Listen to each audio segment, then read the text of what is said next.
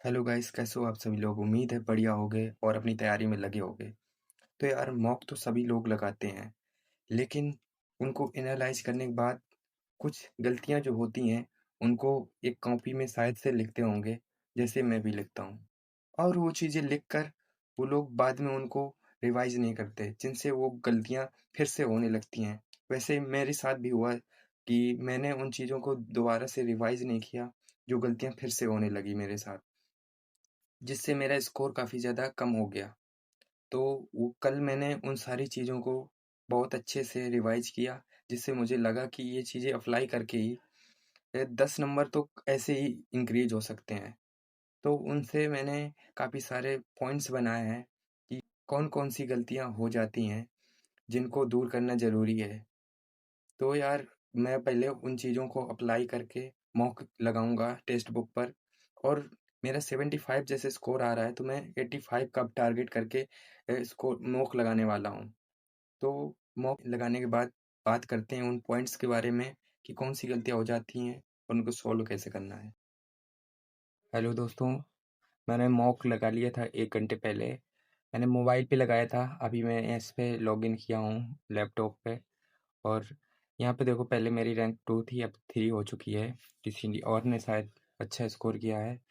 तो यहाँ पे देखो मैंने 92 स्कोर किया है। हमने टारगेट किया था 85 का, जिसमें से देखो यहाँ पे लक भी काफ़ी काम कर जाता है। लक देखो गाइस कुछ होता नहीं है, बस ये होता है कि जो चीज़ें आपने पढ़ रखी है वही चीज़ें आ जाना, वही लक होता है।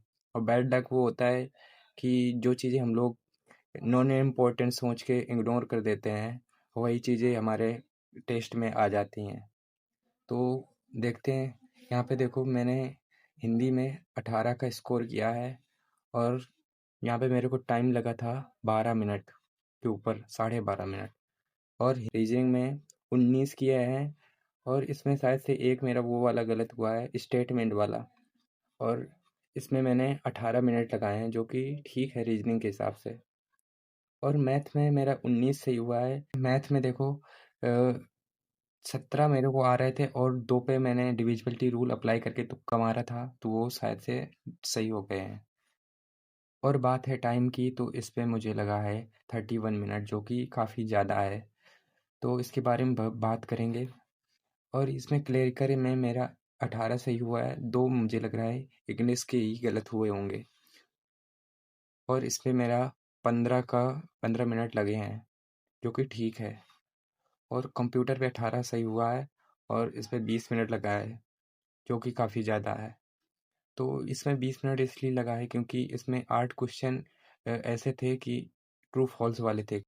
देखो यार, ट्रू फॉल्स वाले क्वेश्चंस में ऐसा होता है कि अगर 4 पॉइंट्स दिए हुए हैं, उनमें से आपको 3 आ रहे हैं या 2 आ रहे हैं, तो उनमें से फिर ऑप्शन एलिमिनेट करके ही आप लोग उसको सही कर सकते हो। अगर ऑप्शन एलिमिनेट नहीं हो रहा है तो आपका 2 जो आ रहे हैं, उनका भी आना कोई फ़ायदा नहीं करता। इस वजह से मुझे काफ़ी सोच-सोच के इसमें टिक करना पड़ रहा था आंसर, इस वजह से मेरा इसमें टाइम काफ़ी लगा है। लेकिन देखा जाए तो 20 लगा है, उतना भी ठीक है। तो आगे बात करते हैं, यहाँ पे देखो कट ऑफ देखते हैं तो ओवरऑल लोगों की 68 टू 70 जा रही है। तो दोस्तों ये जो टेक्स्ट बुक का मॉक है, तो इसका नंबर है 22। आप लोग भी लगा लेना और अपना स्कोर कमेंट करना। तो दोस्तों आप लोगों ने मेरा स्कोर देख लिया होगा, जो कि काफ़ी ठीक-ठाक था। मेरा ये स्कोर सेकंड हाईएस्ट स्कोर है। किसी ने सही कहा है कि आपकी गलतियों को आपसे बेहतर कोई नहीं जानता। तो अभी हम लोग उन पॉइंट्स पे बारे में बात करेंगे। तो दोस्तों पहला पॉइंट ये है कि हवा में तीर मत मारो। अगर आप लोगों ने पहले मॉक नहीं काफ़ी सारे लगाए हैं, तो आप पहले ही मॉक में अगर टारगेट कर रहे हो कि आप 100 में से 100 ले आओ, 100 में से 90 ले आओ, तो नहीं ला पाओगे। क्योंकि अगर आपने पहले भी मॉक नहीं लगाया है, तो आप 30 क्वेश्चन कर पाओगे और टाइम खत्म हो जाएगा। क्योंकि मॉक में सबसे बड़ा खेल टाइम का ही होता है कि टाइम कौन कितना मैनेज कर पा रहा है। इसी के साथ हमारा दूसरा पॉइंट आता है कि प्रीवियस जो मॉक लगाए गए हैं हमारे, तो उनको अच्छे से एनालाइज़ करना और उनके वीक पॉइंट्स पे अच्छे से काम करना। कि जैसे हम लोग पुराने मॉक लगाते हैं, कोई मॉक लगाते हैं, तो उसमें हमारे क्वेश्चंस गलत हो जाते हैं। तो हमको क्वेश्चन जो गलत हुए हैं, उनकी अच्छे से प्रैक्टिस करनी है, उनको दोबारा सॉल्व करना है और जो क्वेश्चन सही हुए हैं उनको भी सॉल्व करना है, ताकि अगर कोई हमें दोबारा से वो मॉक दे दे लगाने के लिए, तो हम उसपे 90 या 95 का स्कोर कर ही लें। इस तरह से हमको उसको अच्छे से प्रैक्टिस करनी है। हाँ, तो अब है तीसरे पॉइंट की बात कि फ्रेश माइंड से आपको मॉक लगाना है। जैसे कि सुबह लगा सकते हो, या फिर अगर आप सुबह नहीं लगाते हो तो चाहे जब लगाओ, लेकिन आपका माइंड फ्रेश होना चाहिए, टायर्ड नहीं होना चाहिए। इसके बाद हम लोग चौथे पॉइंट की बात करते हैं। अब जब आप लोग मॉक लगाने बैठ गए हो, स्टार्ट हो गया है, तो आपको कोई इजी सा सब्जेक्ट पकड़ना है पहले, जो आपका ज़्यादा अच्छा मजबूत है, ताकि कॉन्फिडेंस बिल्ड हो और आपको मोटिवेशन मिले। तो जैसे आप इजी सब्जेक्ट लगाओगे, तो उससे आपका कॉन्फिडेंस बूस्ट होगा और आपका स्कोर अच्छा आएगा। तो इसके बाद हम लोग पांचवें पॉइंट की बात करते हैं। देखो यार, पॉइंट्स अपने हिसाब से देख लेना कितने पॉइंट हो गए। मैं नेक्स्ट पॉइंट बताता हूँ कि जो हमारा वीक सब्जेक्ट है, उसको लास्ट में रखने की कोशिश करना है। जैसे कि मैथ हो गया, ज़्यादातर लोगों को वीक होता है, तो उसको लास्ट में रखने की कोशिश करो। नेक्स्ट पॉइंट है कि क्वेश्चंस को स्किप करना सीखो। ईगो पे मत लो कि ये क्वेश्चन सॉल्व करके ही मानूंगा। जैसे मैं अभी पहले करता था कि जैसे मैथ मैथ का कोई क्वेश्चंस है और मेरे मेरे से एक बार में बना नहीं, तो मैं उसको ईगो पे ले लेता था और उसको सॉल्व करके ही मानता था। तो उससे 3 क्वेश्चन ही मेरे हो पाते थे, पूरा टाइम खत्म हो जाता था मॉक का। तो इसको स्किप करना सीखो। नेक्स्ट पॉइंट है कि आप लोग क्वेश्चन पढ़ो और इस स्किप करो। जैसे कि अगर 30 सेकंड में कोई क्वेश्चन हो नहीं रहा है, तो उसको स्किप करो। स्किप करने का ये मतलब नहीं है उस पे 30 सेकंड दे दिया फिर स्किप करो। पढ़ने के साथ ही आपको समझ में आ जाना चाहिए वो क्वेश्चन कि ये कितनी देर में होगा।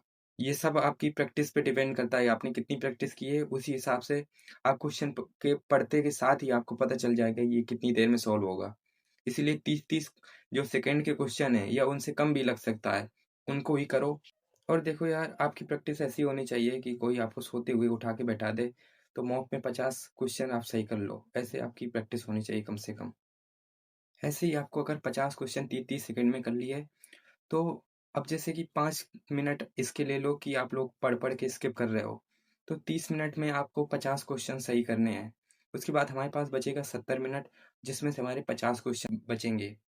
अब देखो, हमारे पास जो सब्जेक्ट हैं हमारे सीईपी और एससीएम में, तो ऐसे सब्जेक्ट हैं कि उनमें पूरे में पूरे लाए जा सकते हैं। ऐसा कोई जीके जीएस वाला पार्ट नहीं है कि इसमें कट हो जाएँगे मार्क्स। तो इसलिए आपको 50 क्वेश्चन करने के बाद जो 15 से 20 क्वेश्चन हैं, जिनमें जो टाइम टेकन है, लेकिन आपको पता है कि वो सही हो जाएँगे। फिर उनको उठाना है और उसको 1 मिनट और 10 सेकंड के अराउंड उसको क्वेश्चन पर क्वेश्चन के हिसाब से टाइम देना है और उनको सॉल्व करना है।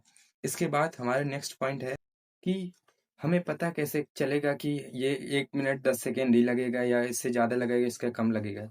तो यार, ये सब आपकी प्रैक्टिस पे डिपेंड करता है कि आपने कितनी प्रैक्टिस की है। उसी के साथ ही आपको पता चल जाएगा कि इसमें कितनी कैलकुलेशन होनी है, इसमें कितना टाइम लगेगा। तो इसके बाद हम लोग बात करते हैं। इन 20 क्वेश्चन में आपके अराउंड 25 मिनट्स चले जाएँगे। तो हमारे पास जो बचेगा वो 30 क्वेश्चन करने को बचेंगे और 45 मिनट्स बचेगा। तो उसके बाद आपके अब आती है तुक्का वाली बात कि आपको इसमें से कैलकुलेटेड तुक्का मारना है, ताकि हमारे क्वेश्चन की सही होने की प्रोबेबिलिटी ज़्यादा हो। तो इसके बाद नेक्स्ट पॉइंट में बात करते हैं। नेक्स्ट पॉइंट है कि आपको 10 से 15 क्वेश्चन ऐसे उठाने हैं जिनके ऑप्शंस बड़े हैं, जो ऑप्शंस एलिमिनेट से आप उनको कर सको। तो अब जैसे मैथ में हो गया, तो उसपे आप लोग डिविजिबिलिटी रूल हो गया, यूनिट डिजिट हो गया, ऐसे नंबर सिस्टम के कुछ ट्रिक्स अप्लाई करके उनको सॉल्व करने की कोशिश कर सकते हो, या फिर उन पे आप लोग अप्लाई करके तुक्का मार सकते हो। अगर आप लोगों को आ रहा है तो उसको सॉल्व करो, नहीं आ रहा है तो फिर ऐसे करो लास्ट के टाइम पे। अब आपको 10 से 15 क्वेश्चन ये होने के बाद आपके बचेंगे 15 क्वेश्चन के अराउंड बचेंगे। तो उन पे हमें 10 से 15 मिनट ही ज़्यादा से ज़्यादा लगाना है। बाकी बाकी टाइम अपना ये 15 क्वेश्चन प्रीवियस वालों पे देना है, ताकि वो सॉल्व करने की कोशिश कर सको और सॉल्व होने की उनकी प्रोबेबिलिटी ज़्यादा हो। ये 10 से 15 क्वेश्चन लास्ट के जो होते हैं, उन पे तुक्का ही मारना होता है, क्योंकि उनमें से ज़्यादातर चीज़ें होती हैं जो हमने पढ़ी नहीं होती हैं, और उन पे आप लोग जब भी कर रहे हो तो लास्ट के जो 5-10 मिनट बचे हैं, तो उनको करने की कोशिश करो। अगर नहीं हो रहा है, तो उन पे टाइम पे आपका फ़ोकस होना चाहिए, क्योंकि आपको पूरा टाइम खत्म होने से पहले आपको सभी क्वेश्चंस अटेम्प्ट करने हैं। तो इसी के साथ ही आप लोग अटेम्प्ट करने के बाद 1 मिनट जो बचता है लास्ट का, उसमें आपको सब देखना है कि आपने पूरे क्वेश्चन उनको अटेम्प्ट कर दिया है, और पूरा मॉक ऐसे ही आपको अटेम्प्ट करने के बाद सबमिट कर देना है, और आपको फिर रिजल्ट देखना है। अब जब मॉक का एनालिसिस करोगे, तो उसमें से आपको पहले रॉन्ग क्वेश्चन्स देखें जो आपसे रॉन्ग हुए थे। उनमें से अगर आपने कोई पढ़ रखा है फिर भी गलत हुआ है, तो उसमें से आपको बहुत अच्छे से प्रैक्टिस करनी है उस क्वेश्चन्स की और उस टॉपिक की। दोबारा से रिवाइज़ करना है उनको। अब जो तुक्के सही हो जाते हैं, उनको नोट डाउन करो। अपनी एक कोई बुक बनाओ, उसपे नोट डाउन करो और आपको ऐसा एनालाइज़ करना है पूरे मॉक को कि अगर दोबारा से वो मॉक लगाने बैठो तो आपका 90 या 95 स्कोर हो। और उसमें देखो यार 5-10 क्वेश्चन ऐसे होते हैं कि जो आपने पढ़े ही नहीं होते हैं, उन आपको कुछ पता ही नहीं होता उन क्वेश्चन का, तो धीरे-धीरे यार वो सिलेबस भी कंप्लीट करने की कोशिश करो। बाकी ये था पूरा आज का वीडियो और ये थे कुछ पॉइंट्स। मैंने कुछ पॉइंट्स और भी बनाए हैं, उनको ज़रूरत पड़ी तो बाद में उनको डिस्कस करेंगे। और ये वीडियो मैंने इसलिए बनाई यार कि जैसे मैं भी अगर कभी ये पॉइंट्स भूल जाता हूँ, तो ये वीडियो दोबारा से देखकर मैं इनको रिवाइज़ कर सकता हूँ। 5 मिनट का टाइम निकाल कर ये चीज़ें तो हो ही जाएँगी। तो मिलते हैं अगली वीडियो में। ये थी आज की वीडियो और ये ये पॉइंट्स अप्लाई करने के बाद आप लोग भी अपना स्कोर बताना कि कुछ क्या फ़र्क पड़ा उस पे, आपका कितना मॉक नंबर इंक्रीज़ हुआ। तो मिलते हैं नेक्स्ट वीडियो में। जय हिंद।